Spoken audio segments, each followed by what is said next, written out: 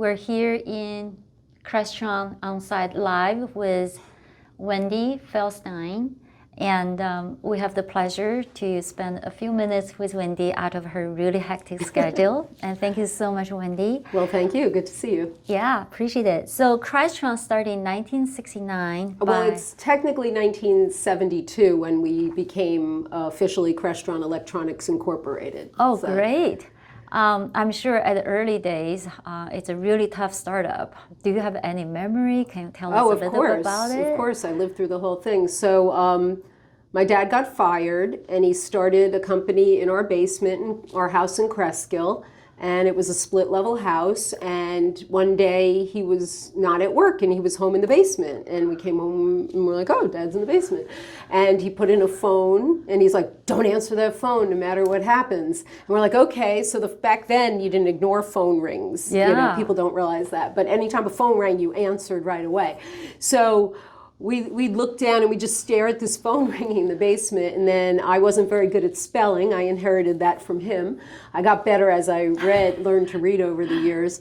But so he would quiz me on spelling tests in the basement while he was at an old wooden drafting board with this beautiful blue graph paper, drafting out schematics and things, because he's an electrical engineer by degree, and he was picking up whatever projects he could. So I'd look at his drafting tools and I was so fascinated with them. And then if I got 100 on my spelling tests, you know, because he'd be quizzing me down in the basement, then he'd make me like a giant airplane out of it, or he'd rub press-on letters and say, "Good job." And so that's how we kind of started fixing everything and anything with an ad in the Yellow Pages.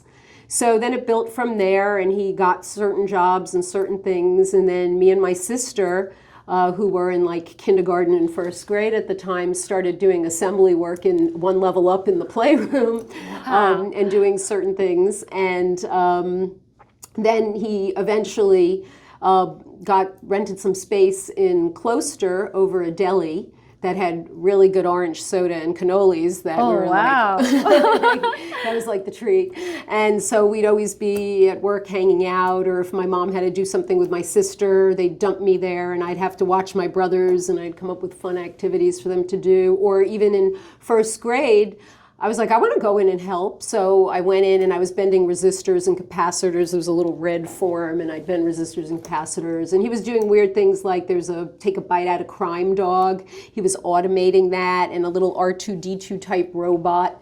And he was doing certain automation controls on them for people and doing kind of independent work. And then he hired an employee, and he hired two employees, and then he had different equipment until he eventually went around the whole top of that deli and kept adding rooms on, which was kind of fun. Wow. And then he outgrew that, so we moved to 40 John Street, which was more of a first floor with a big garage door, so it was easier to get things in and out. And there I spent one April vacation helping make the signs that went into Lowe's theaters that said, "Candy, candy, pop, popcorn, pop, popcorn."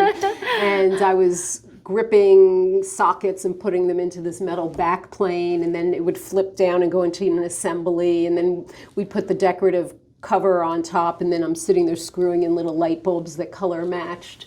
And my dad was colorblind, so we had to help him.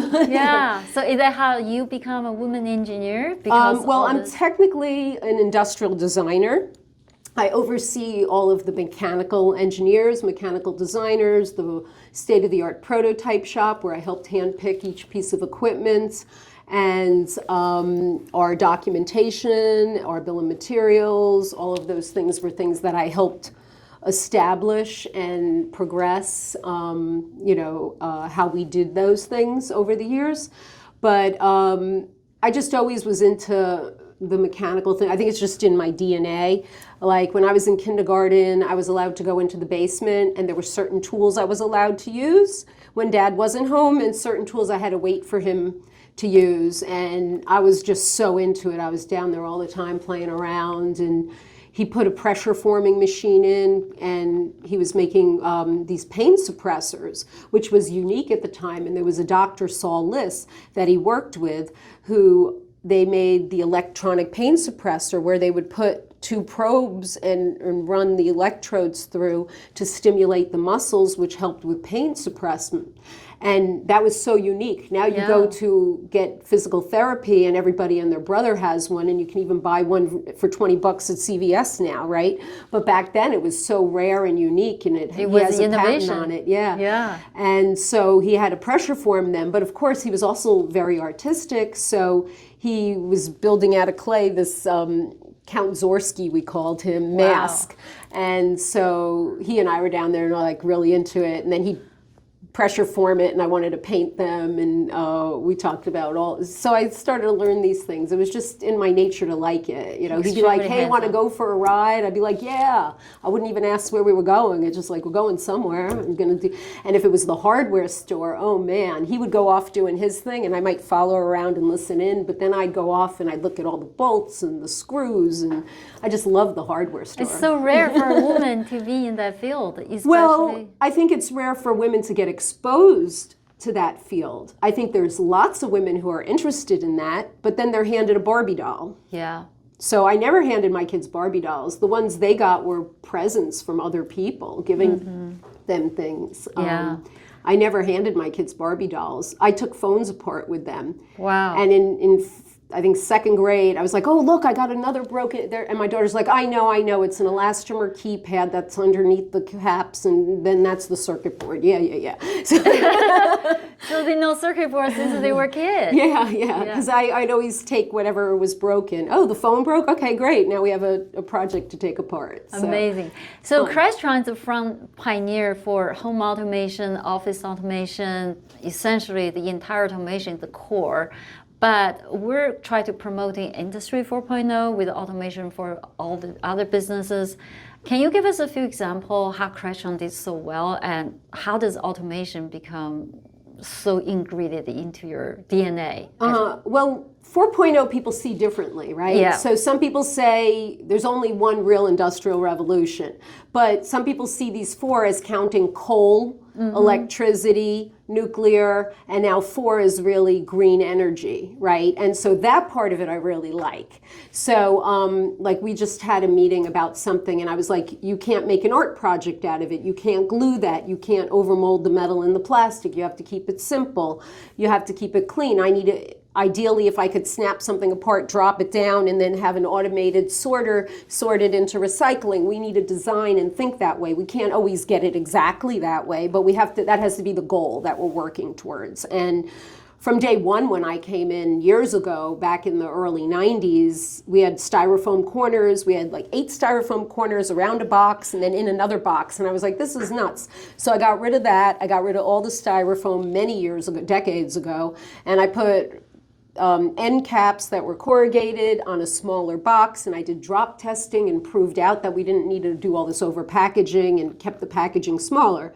Then I kind of pushed that for somebody else. So now I'm kind of taking that back a little bit and really pushing hard, and we have some good solutions for better environmental friendly packaging, smaller packaging, and I think the industry's changed a little bit. It used to be, I need to open the box and have everything I need in it. And then it'd be like 5 different mounting options, but you only used one or you didn't use any, and now that's all garbage. Yeah. And people are finally seeing that they don't want to do that. And also then some regulations like, oh, you have to pay to dispose of waste. So then people are actually now More finally conscious. coming around to it. Like, Yeah. oh, okay, I buy this and then I have to buy a mounting thing separate, and that becomes okay and normal instead of I need to open the box and everything's there, right? So I think it's good that the rest of the world's kind of coming around to this. And I've always tried to push, you know, when some of our product people are like, oh, we want this, and do you really need it? Or can we sell this and then give these as options for mounting because you don't know? Or, hey, find out what percentage. Is it 98% of the people are mounting this way? Okay, include it, right? But if it's 50-50, then let's think of a different way to solve that problem. So sometimes you can, sometimes you can. It depends. But I always try to think that way and push that thinking so that other people are thinking that way. Absolutely. The whole world would really need this. And the Crestron achieved a huge jump in the past decade. What do you think some major shifts that Crestron took the initiative? Well, definitely the ITO of things, right? Being able to log on. You know, it used to be, okay, you're on site and you're touching a touch panel, and then years ago we came out with apps on our phones, right? So that was a big thing about the IT of things. And then how much can you control in your home? And we came out with Ping, which said, okay, you can do your own home settings for shades or this or that, and time things in certain ways, so you don't have to have the dealer come in every time you want to, like, you're like, well, I'd really like the shades to go up at this time and wake my kid up in the morning or something. So you could kind of adjust that yourself. So that's really where a lot of the ITO of things came into, where you don't have to have the dealer, the end user can control their environment a little more in that way. And it also makes it better for the dealers, because then the dealer, instead of sending somebody out into the field, says, oh, let me look. And they say, oh, your system crashed, and here's the warning, and here's the error, and I can fix this remotely for you, and now your house is up and running in a matter of minutes or something, right? So we made things better as an overall user experience, which is always my goal. I used to, in this room, we used to have the whiteboard on this side, and somebody in the department printed out customer experience really big, because I kept saying it so much that they just put it up there as a reminder for everyone. Because I'm always like, okay, the customer opens the box. This is their experience. The customer has to install it. What's their experience in installing it? And people are like, oh, well, you just have to this. I'm like, no, I have a 100-story building with 10 conference rooms, and do I have to climb under the table? Do I have to do this? Do I need somebody else to help me handle this? How can I do this with one person so they can complete the building in the shortest amount of time, because they're not getting paid until this install's done? So I always try to think that way and get everyone else to think that way. And then, okay, when you have to recycle it or break it apart or whatever, where's it going? You know, what kind of thing can you do at the end? And the ship packaging, could you flatten it out? And, you know, so I'm always thinking full customer experience. And our customers are really our dealers, our installers, but also then we have the end users. So I think of both things, you know. And design for manufacturability, right? You can't make an art project. That's one of my favorite sayings. Don't make it an art project, you know, get that glue out of there. You can't jiggle it in and smush it down, and, you know, like, how is that automated, right? If I went down an automated line, the computer has to come and drop the thing down. It can't be jiggling and wiggling and, we saw that, that robot for your final test. It was so amazing. I mean, I can use that, for example, for every other factories. Now, it's so instrumental you grow Crestron, you know, with your dad after all this year, but you're also a very successful mom, raised 3 talented daughters. How do you encourage? Well, I have 3 kids, 2 daughters and a son. Oh yeah, sorry. And then with the new generation, how do you encourage, you know, the young generation women coming to the engineering and be inspired in the science and automation world? Yeah, so somehow, well, when my kids were little and they did an invention convention in the elementary school, and I thought that was impressive that they had 2nd to 4th graders doing this, and I love that. And my daughter was so confused with the paperwork that the teacher gave them that I said, okay, come to work with me and I'll show you how an engineering notebook works. It's not a do the design and then write notes about it to hand into the teacher as a report. It's part of the process. It's part of the design process. It's keeping track of your ideas and thoughts and maybe going forward and backward to those thoughts and how that works. And then I explained this to the teacher. She said, I wish all the kids could have this. And so I said, well, and in true form, my dad used to come in for 6th grade. We had a teacher who loved science, and each one of us knew we were going to have this teacher, all 4 of us, because I have 3 siblings, knew we were going to have this teacher for 6th grade because he loved science, and he'd always make sure we were in his class so my dad could come in and do demos when we were in there. And like I helped my dad do a laser thing and stuff in the classroom. So I was like, oh, aha, you know. So that's in 70s? You already have a laser for science project? Yeah, that was in 80s? Yeah, no, it was in the 70s. 70s. I'm wow. old. No, you don't. But so anyhow, so I was like, okay, here I'm channeling, you know, this is what you learn. You learn to give back. You learn to volunteer. My parents did that in a lot of different areas over the years, and so we saw that, and that's what I grew up with, and I like to think that's what I show my kids, and they see that. So I went in, and for several years I did that, and the teacher had told me a lot of the kids would all show up excited, and then most of them would drop it. And the year that I came in and talked to them and showed them what design is and explained to them that they weren't going to possibly make some automatic driving car and model it, but they could do a little sketch of it, or they could use some matchbox cars, or they could use popsicle sticks, and that if they did their first prototype and it looked horrible, that was good, that failure is part of the process. And we always talk about here, fail fast, because the one thing you can't get back is time, and that's another kind of Wendyism I'm always saying. You can't get back time. Fail fast, fail often. That means you're pushing the boundaries, work in a radial way, so you're never linear. And so these were things I kind of taught to the kids. And so then a lot more of them, it was like the biggest turnout ever that year of kids who followed the process all the way through. And also after I did that, the teacher changed her paperwork, so it made sense, because a second grader doesn't know how to do an engineering notebook on just a blank piece of paper. They need a little guidance. And so it was very successful for many years, and my kids all participated in it and did some really fun projects, and their friends would all ask me for input or advice or help, or I'd see them. And then I volunteered to run the Saturday. Well, I volunteered to help with Saturday workshops because I'm a working mom, so I was like, well, Saturdays I can go in and help.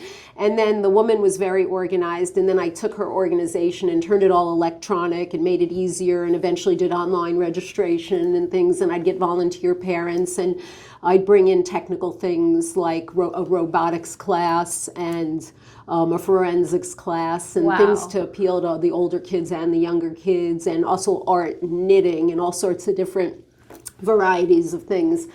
And sports they did too. So when I was doing that, then all the kids would see me and recognize me from doing the invention convention kickoff, and they'd all, like the technical kids would want to talk to me about it or things like that. And then over the years, just people come up to me. There's Maya Notes, an all-girls school in Teaneck, and they asked me to come in do like this TED Talk with I think 5 other women for their annual Tech Day. And then they did a thing over here at our neighbors at the Jewish home where they did Carp Tank, and they had the kids interact with the seniors and come up with different devices to help different seniors. And so I helped them write the rubric for how to measure success to rate the projects. And then they put it on an iPad, and all the judges used that, which was kind of cool. And then kids would come up, and when you're critiquing it, you're also giving them advice. I'm like, did you think about this? How would you handle that? In the future, what would you like to do with this? So I asked those kind of questions. And then they had to stop because of COVID. But I think I just asked her, and they're going to be getting it up again, because they can't have a lot of kids coming in with seniors.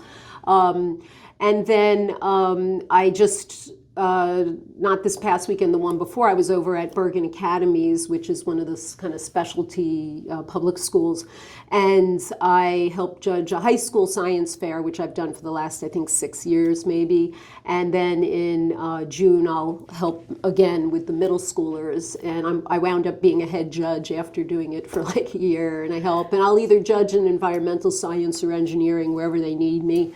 And this year we had 45 entries. Wow. And which is How more. could you manage that? You're already so well, there were a busy. bunch of judges, and we all and you have to. It's teamwork. So we had to trust. So one person said to me something, and I said they were a new judge. I said you have to trust the other judges, and then the head judges are usually people who've been doing it for a while. So we all trust and get each other. We're like, hey, did you see that one? What'd you think? And then they'll, and we have conversations. Or there's certain things, I saw a particular one and I saw there were 3 other types of projects, so I made sure I went and saw all 3, and then nobody else had. So then I had each one of the section, not the head judges, but when we're in the section, I had each one, I'm like, well, tell me what you thought about that project, and tell me what you thought about the other project, and tell me what you thought about the other project, and then I would say how I thought they compared, and then they would talk again, and then we wound up with which one of those 3 projects should move ahead. So you're already busy building Crestron, and now you're also busy building community. How could you find any and I person also of that? volunteer for the YWCA. I help, I've done a couple virtual structural things. I was like, how for no money and virtually can I teach engineering, right? So index cards. So I came up with a couple projects that we do with index cards, and I was like, grab a couple books around you, and then I have them build things, and then the test, okay, put one book, it stayed. I'm like, great, put a second book. Oh, it failed. Okay, great. Great, you got it to fail. That's wonderful. And the kids all look at me, and at first they don't want to share. And once I start cheering them on for failing, then they all start wanting to show me everything, and they learn fail fast. So they're trying instead of going really slow and waiting till the end. And then I give them a little thing like, can you connect these colors and things? Okay, you might be a circuit board designer, and I call it a ghost job. Like here in the United States, nobody in high school is going, I want to be a circuit board designer and go into school for that. It's something that everybody kind of falls into. And they might never ever know that this was the perfect career for them. They might go, well, I don't really want to go to engineering school, but I really like engineering, or I understand electric circuitry, but I don't want to go through engineering school, And so how you can get into different areas that you have an affinity for, but that you don't know about it because either you're not exposed, or because the path you think to get there is way harder than what your brain's wired for or what you can afford. Yeah, exactly. But I know your time is really tight, and today we have this power lunch that's going to be a nice feast for my brain. Before you go, I just wondered, can you give us a few nuggets for other women engineers in your position? How do you make them, more inspired and get better with their life? Well, I really think the next generation of girls/women inspire me because they've really come into their own. The world around us has seen that women need to be respected more. None of these old games that I saw when I was growing up that we're still teetering between, and certain industries have moved out of sooner than others. And so just keep being the powerful, strong women they are. Be polite, be professional, but stand up for yourself and ask for what you deserve. Because I think from us, we just went in, tried to prove ourselves, tried to be better than everyone else, did all sorts of stuff, didn't raise the flag and go, look what I did, look what I did this, I did that.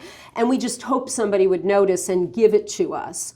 That works in the male world, and even today I see it still works in the male world. A guy can be mediocre and get promoted. A woman has to be the best she can be, and then she has to jump up and down and say what she did, just, and ask for that, or she's not going to get it. And when she does that, she might get judged for being like, oh, they're too arrogant or talking about themselves, whatever. But if a guy did it, it's seen differently. So we still have a long way to go with our society about preconceived notions and about people stuck in an older world. But the younger generation, and especially my kids are in their 20s now and in their young 20s, and I can see the world through them, which is a beautiful gift they give me. And I learn a lot from them every day. And I think we see a lot of sad things going on in the world, with people trying to step on people's rights in this country and in other countries instead of being accepting. But my kids' generation as a whole is way more accepting, way willing to change, way willing to see through the eyes of somebody else's experience and know that their success doesn't detract from my success, or their way of thinking doesn't have to be my way of thinking, and we can be coexisting, without hating on each other. And so that gives me hope against the hate that we see forming around the world. And so I would just say, keep sticking with positive, keep building a positive world around you. And I've seen people, when I was a kid, people be like, I'm not having kids, I'm not bringing kids into this world, was a thing people said. But I said, I'm going to bring kids into the world and raise them to be beautiful people in a world where they respect people, respect planet. And my kids really have grown up to be that way, and I'm so proud of them. And so I like to think lessons learned, but also it had to be inside them to want to be that way as well. And they just are so empathetic to the world around them. The things they choose to do involve helping people, helping society, helping planet. And it's a nice thing, and their generation sees things that way. So if we keep pushing that way, 10, 20, 30 years from now, it'll be a good thing. Great. I'm proud of them. I'm proud of you, and I'm proud of us. Thank Very you. good. And Yeah. I'm glad that two women are sitting here together because And we're in Crestron, great. the world leading company into home automation. Essentially, it's a life automation.